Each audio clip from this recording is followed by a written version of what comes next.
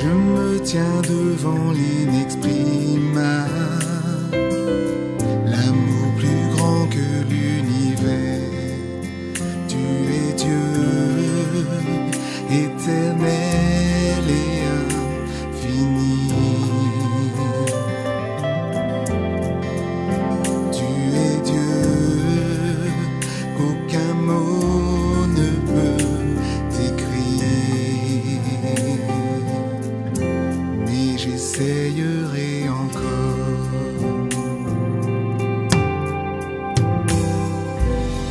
Qui saurait dessiner ta grandeur? Qui pourrait dire ta beauté? Des millions d'anges louent ta splendeur, mais tu te plais à m'écouter. Tu es Dieu, éternel et infini. Tu es Dieu, qu'aucun mot ne peut décrire. Tu es Dieu, éternel et infini. Tu es Dieu, qu'aucun mot ne peut décrire. Mais j'essayerai encore, j'essayerai encore. Mes mots sont imparfaits, mais je continuerai. J'essayerai encore, j'essayerai encore.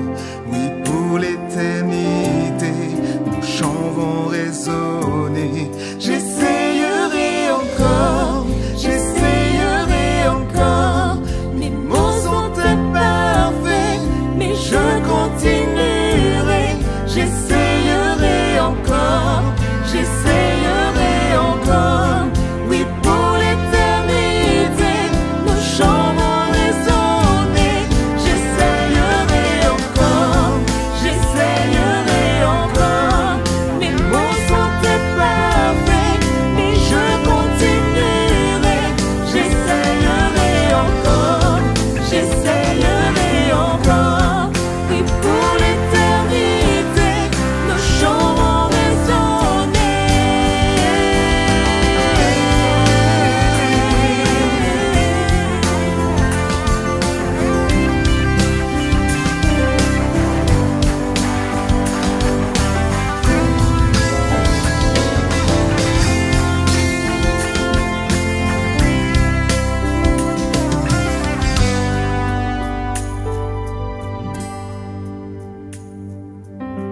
Dire que ma pensée ne peut cerner,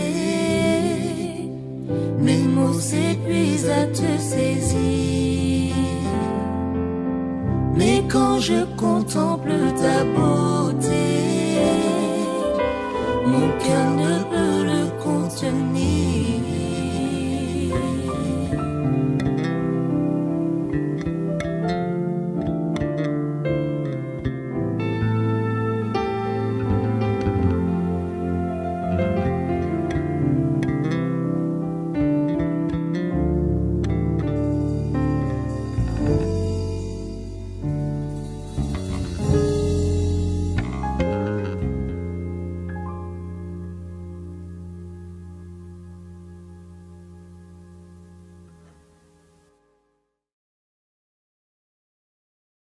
Bonsoir chers frères et sœurs, nous voici réunis à nouveau en ce mercredi soir pour continuer à évoquer le thème de la semaine qui s'intitule « Soyons ses témoins ». Et aujourd'hui nous allons voir un témoin invraisemblable que vous allez découvrir maintenant. C'est une histoire que je vais vous raconter, l'histoire d'un homme qui marchait depuis plusieurs kilomètres avec ses compagnons. Le soleil était chaud, il était au zénith, et l'heure du repas approchait. Ses pieds étaient couverts de poussière, et une brise chaude déshydratait son corps. Il s'assit près d'un puits, au milieu d'un champ. le puits de Jacob. Et il envoya ses amis chercher de la nourriture à Sichar, une ville samaritaine qui était juste à côté. Et pour sa part, il les attendit là. Car c'est ici, en ce lieu, qu'il avait un rendez-vous important. En effet, ce rendez-vous était important, car une femme vint puiser de l'eau du puits. Elle s'arrangeait pour y venir seule, toujours à cette même heure de la journée, l'heure la plus chaude pour n'y rencontrer personne. Sans doute parce que la vie qu'elle menait était contraire aux usages de la communauté où elle vivait. La présence d'un homme au puits n'avait rien d'étrange. Les puits étaient communément des lieux accessibles à tous. Elle remplit sa cruche et elle s'apprêtait à partir. Et l'homme lui dit « Donne-moi à boire ». Ah, nous sommes en pleine rupture avec les conventions sociales. C'est le récit de Jean 4 qui rompt avec de nombreuses attentes sociales. Premièrement, Jésus est juif. Il est considéré comme étant le Messie. Et il se rend en Samarie. Il se rend en Samarie et c'est un contexte essentiel ici.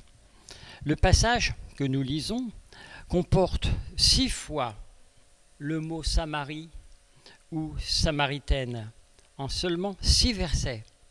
Après l'exil d'Israël, ceux qui étaient restés dans la région de Samarie s'étaient mêlés avec des non-juifs, avec des non-israélistes. Et ils s'étaient mariés et leur religion était devenue syncrétique, mêlant plusieurs croyances. Ils ont rejeté tous les écrits prophétiques.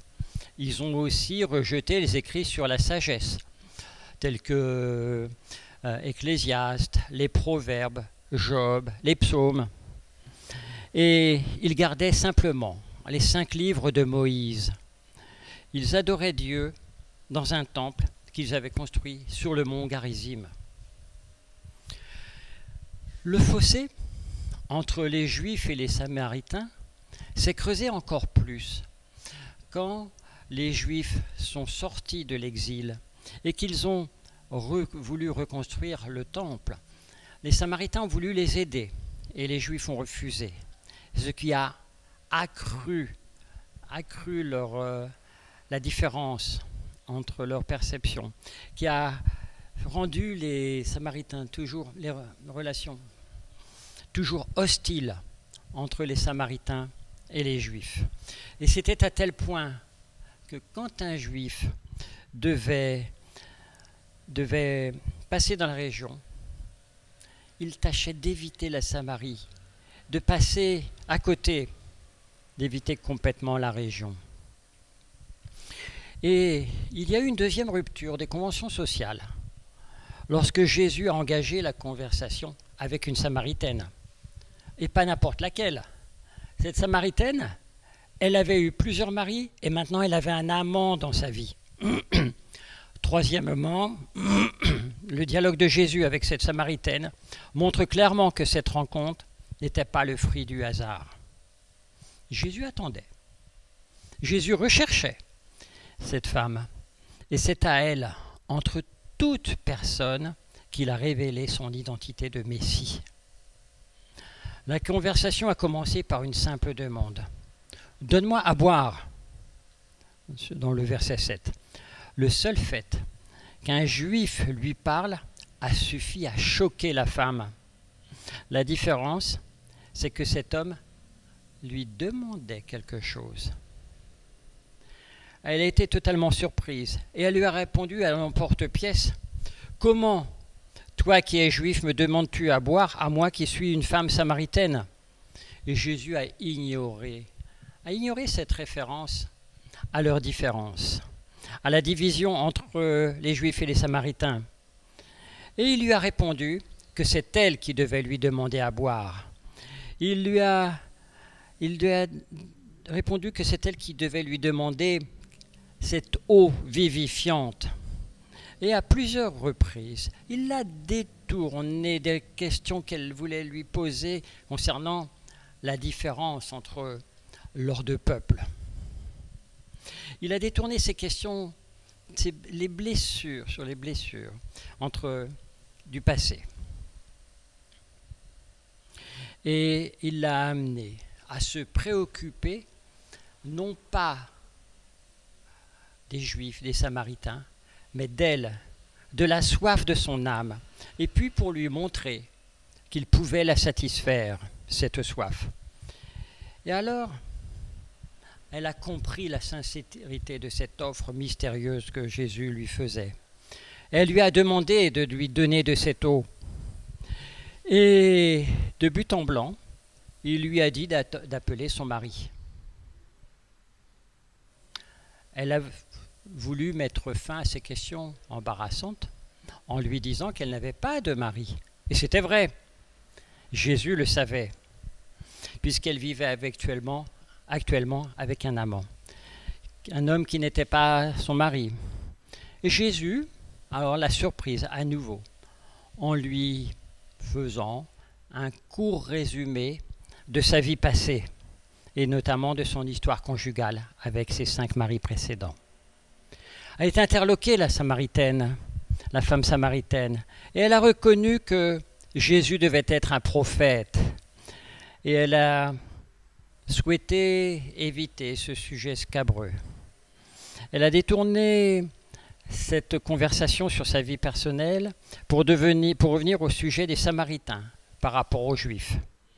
Et Jésus en a profité pour déclarer qu'une ère nouvelle était arrivée. Mais l'heure vient, et elle est déjà venue, où les vrais adorateurs adoreront le Père en esprit et en vérité, car ce sont là les adorateurs que le Père demande, au verset 23. Le début de cette conversation, dès le début, Jésus a perturbé la vision de cette dame. Une vision qui était concentrée sur les conflits ethniques entre les deux peuples. Elle s'était identifiée d'emblée comme opposée aux Juifs, et notamment à cet homme qui était assis là et qui la questionnait. Jésus, lui, il a fait fi de cette vieille histoire. Il a engagé la conversation avec elle, il a continué. Et surtout, il l'a traitée avec respect, ce qu'il n'attendait pas de la part d'un Juif. Elle avait fondé sa vie, ses croyances religieuses et son lieu de culte sur Jacob et ses croyances religieuses et son lieu de culte sur Jacob et ses ancêtres. Jésus, lui, il a réinterprété, il a réformé ces éléments. Je reprends le paragraphe, je ne suis pas bon là.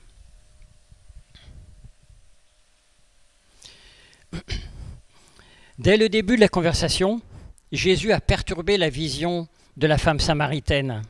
Une vision qui était centrée sur les conflits ethniques entre les Juifs et les Samaritains. Elle s'était tout de suite identifiée comme étant opposée aux Juifs ou contre eux. Et donc à cet homme qui s'était assis sur les bords du puits. Et Jésus, lui, a fait fi de cette vieille histoire en engageant la conversation avec elle et en la traitant avec respect, ce qu'elle n'attendait pas du tout de la part d'un Juif. Elle avait fondé son mode de vie, ses croyances religieuses et son lieu de culte sur Jacob et ses ancêtres. Jésus, lui, a réinterprété et réformé ces éléments. Enfin, pour se tirer d'affaire, la femme a orienté la conversation vers le seul point commun entre les Juifs et les Samaritains. Et elle lui a dit, au verset 25, « Je sais que le Messie doit venir, celui qu'on appelle Christ. Quand il sera venu, il nous annoncera toutes choses. » Et Jésus a répondu de façon simple, mais étonnante à sa déclaration de foi et d'espérance, « Je le suis, moi qui te parle. » Alors, il y a un silence lourd qui survient. c'est le moment où les disciples reviennent de Sychar. Et c'est le moment aussi où la femme samaritaine a abandonné sa cruche d'eau. La cruche, cette eau qu'il ne pouvait pas étancher une soif qui reviendrait. Et elle s'est précipitée en ville. Et elle a raconté sa rencontre avec le Juif qui prétendait être le Messie. Et l'espoir était résonnant à travers ces paroles. « Venez voir un homme qui m'a dit tout ce que j'ai fait. Ne serait-ce point le Christ ?» Verset 29. Mais si on revient au puits, les disciples ont été surpris de voir Jésus avec une femme. Ne lui parler, mais ils n'ont rien dit. Ils se sont plutôt attachés à l'inviter à manger, au repas. Et ils l'ont pressé de manger. Et Jésus a refusé. Parce qu'il leur a parlé d'une nourriture, une nourriture qu'ils ne connaissaient pas, les compagnons de Jésus, les disciples, ne connaissaient pas cette nourriture. Et il leur a déclaré en quoi consistait sa mission. Ma mission est de faire la volonté de celui qui m'a envoyé et d'accomplir son œuvre. Et il leur a donné leur propre mission. Ne dites-vous pas, des versets 35 au verset 38, ne dites-vous pas qu'il y a encore 4 mois jusqu'à la moisson? Voici, je vous le dis, levez les yeux et regardez les champs qui déjà blanchissent pour la moisson. Celui qui moissonne reçoit un salaire et amasse des fruits pour la vie éternelle, afin que celui qui sème et celui qui moissonne ne se réjouissent ensemble. Je vous les ai envoyés, moissonnez ce que vous n'avez. Je vous ai envoyé, moissonnez ce que vous n'avez pas travaillé. D'autres ont travaillé et vous êtes entrés dans leur travail. Et tandis que Jésus parlait encore, les gens ont commencé à arriver de la ville. Ils étaient enthousiasmés par les paroles de la femme.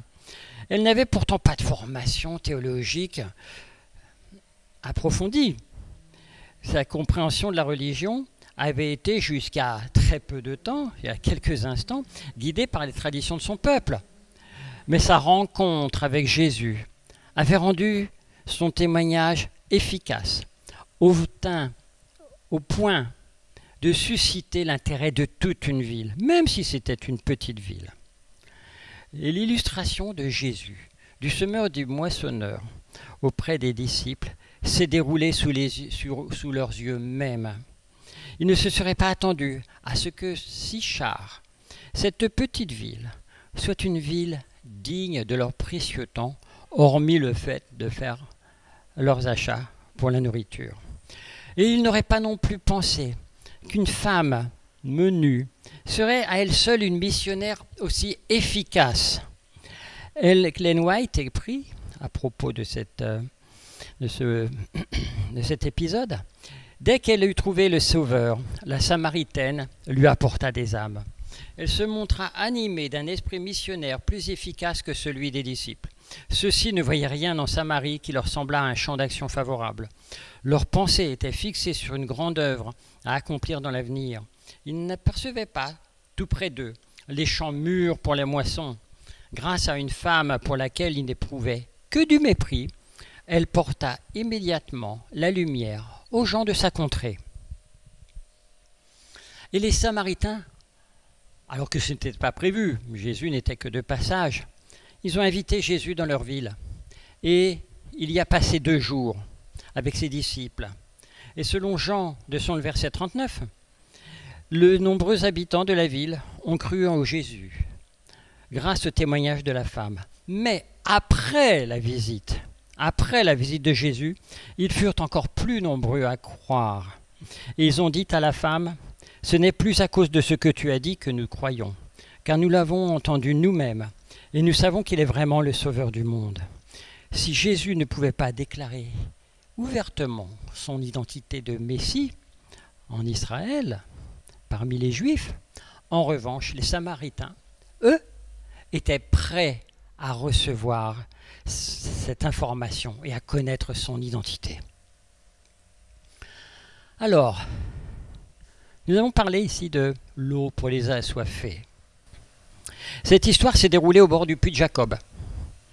Elle nous offre plusieurs leçons importantes. Premièrement, L'évangile peut être prêché n'importe où et n'importe quand, à toute personne qui est disposée à écouter. Jésus n'a pas attendu qu'un large public assiste à une réunion pour laquelle on a fait beaucoup de publicité. Et il a entamé une conversation avec une femme pécheresse qui venait simplement puiser de l'eau. Et lorsque la Samaritaine a fait part de sa rencontre avec Jésus, elle leur a fait part de ce qu'elle avait vu, de ce qu'elle avait entendu. Elle n'a pas attendu le moment idéal, mais elle a parlé tout de suite aux habitants de la ville. Et elle a répondu, elle a parlé tout de suite à ceux qui voulaient bien l'écouter. Le message qu'elle avait reçu était trop important pour attendre.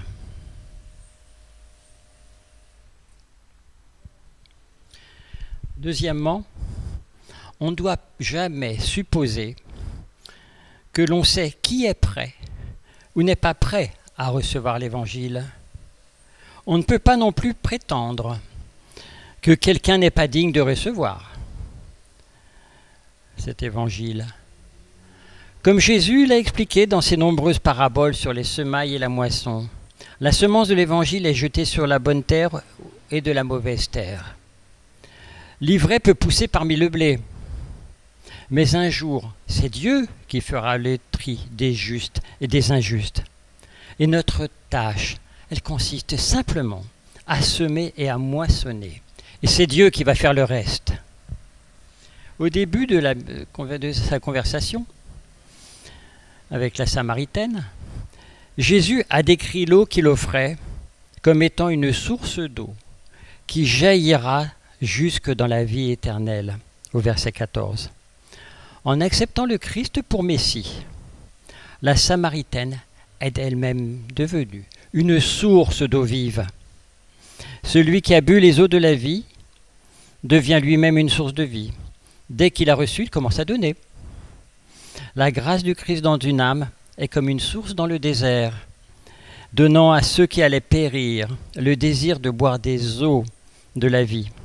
Par conséquent, frères et sœurs, acceptons le don de l'eau vive que Jésus nous offre et partageons-le avec tous ceux que nous rencontrons. Ne faisons exception de personne. Chaque conversation peut devenir une occasion de partager cette eau. Et ne refusons pas cette eau, pas ce don, à ceux qui ont si soif. Merci, frères et sœurs, de votre écoute. Je vous souhaite une bonne fin de journée, que Dieu vous bénisse. Et nous allons, avant de nous quitter, prier. Baissons la tête, mettons-nous en position selon l'endroit où vous êtes. Seigneur, nous te remercions sur ce message, sur un témoignage effectivement improbable entre deux personnes qui n'auraient peut-être pas dû, selon les normes, selon les croyances, se rencontrer, n'auraient pas dû échanger. Mais cette rencontre qui a permis à des personnes qui ont permis de transmettre la parole de Dieu, de la transmettre à des personnes qui étaient totalement à l'opposé de cette parole et d'en faire des personnes convaincues, qui sont probablement devenues eux-mêmes des disciples. En tout cas, la Samaritaine est devenue elle-même une disciple. Alors, ne négligeons personne, Seigneur, et fais de nous des bons porteurs d'eau, de cette eau vive qui nous permet l'espérance dans une vie éternelle avec toi. Fais en sorte que nous fassions fi de nos a priori, de nos préceptes, et que nous ne négligions aucune opportunité de parler de toi, de parler de ton œuvre, de parler de ta parole, afin de continuer, afin que d'autres disciples soient faits et puissent à leur tour parler de toi et être des distributeurs de ton eau vive. Seigneur, nous t'avons prié au doux nom de ton Fils Jésus et pour ta gloire. Amen. Alors, chers frères et sœurs, merci de nous avoir écoutés, d'avoir suivi ce message. Demain, jeudi, nous vous donnons rendez-vous pour un autre témoin, un témoin dans la mort. Bonne soirée à vous, que Dieu vous garde.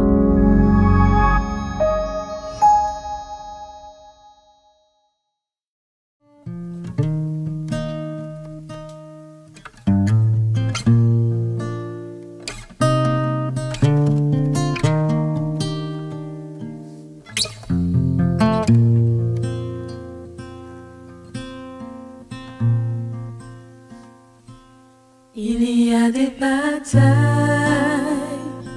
qui se livrent à genoux quand les armes humaines ne peuvent plus rien pour nous. Inclinés devant Dieu, humiliés et soumis, sa force devient nôtre et nous vivons sa vie. Éternel, ta présence me fortifie. Dans mes combats, tu te montres en héros. À tes pieds, à jamais je resterai.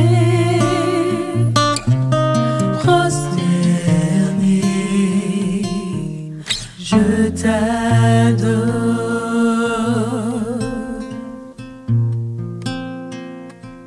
Il y a des victoires qui s'obtiennent à genoux quand les larmes et les cris n'ont rien pu faire pour nous. Ayant pour ultime choix de tout abandonner à celui qui pour nous a déjà tout gagné. Éternel, ta présence me fortifie. Dans mes combats, tu te montres en héros. À tes pieds, à jamais je resterai. Prosterné, je t'adore. Éternel, ta présence me fortifie. Dans mes combats, tu te montres en héros. À tes pieds, à jamais je resterai. Prosterné, je t'adore. Jamais prosterné, à tes pieds, je t'adore. Jamais prosterné, à tes pieds, je t'adore. Jamais prosterné, je t'adore.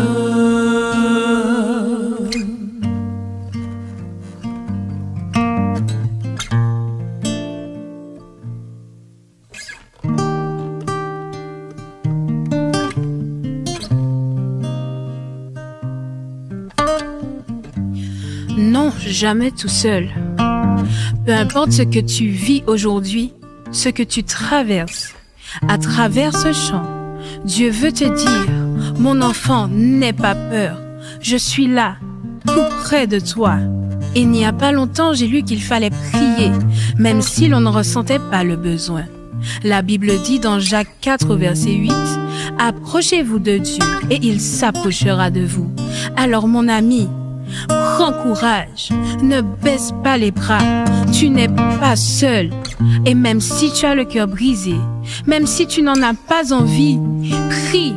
Oh, dans ta détresse, crie, Seigneur, aide-moi.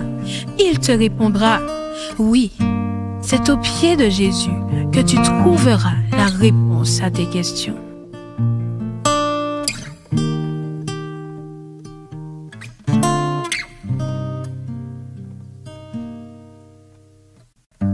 Tu m'appelles pas de l'annoncer dans l'inconnu que foule mes pieds. Et là je te vois dans ce mystère, dans l'abîme, ma foi demeure. Et j'invoquerai ton saint nom, les yeux fixés vers l'horizon. Dans les tempêtes, tu me prendras dans tes bras, car tu es mien, je t'appartiens.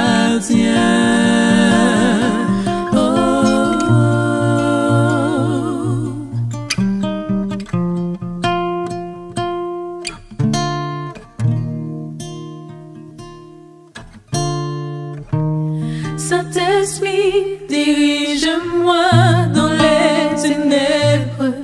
Avec toi, oui, je veux rester. Que je sois là où tu m'appelles. Emmène-moi là où mes pieds n'ont jamais marché. Et ma foi sera fortifiée en la présence de mon Sauveur. Saint-Esprit, dirige-moi dans les ténèbres. Avec toi, oui, je veux rester. Que je sois là où tu m'appelles. Emmène-moi là où mes pieds n'ont jamais marché. Et ma foi sera fortifiée en la présence de mon Sauveur. Saint-Esprit, dirige-moi dans les ténèbres. Avec toi, oui, je veux rester. Que je sois là où tu m'appelles. Emmène-moi là où mes pieds n'ont jamais marché. Et ma foi sera fortifiée en la présence de mon Sauveur. Saint-Esprit, dirige-moi dans les ténèbres.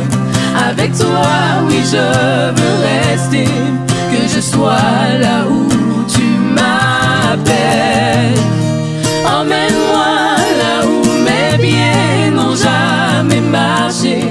Et ma foi sera fortifiée en la présence de mon Sauveur éternel.